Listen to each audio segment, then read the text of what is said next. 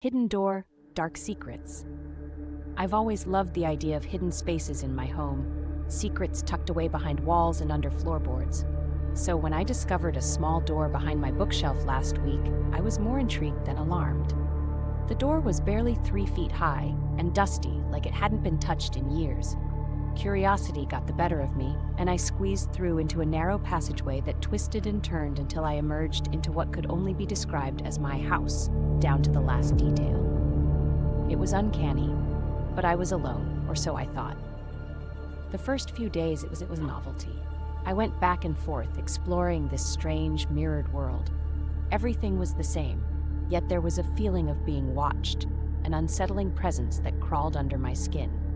I brushed it off as nerves until I found the drawing. It was on my kitchen table, a crude child's sketch of a figure with eyes scratched out, standing in front of the door I had discovered.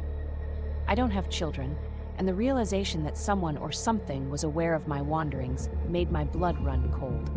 As the days wore on, the feeling of being observed intensified. I started hearing whispers at night, soft and unintelligible, but definitely there.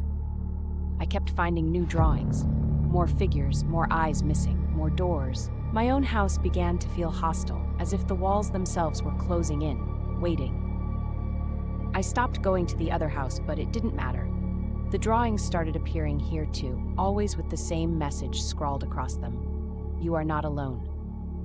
Last night, I heard a knock on the door behind the bookshelf. I didn't want to open it, but something compelled me. The passage was dark, the air thick with an unfamiliar scent. As I stepped through, I was greeted by my own reflection, standing at the end of the hallway, smiling. It wasn't a mirror. As it stepped closer, I realized with dawning horror that the drawings were never warnings. They were invitations. I wasn't the one watching. I was being watched, and I was never meant to leave.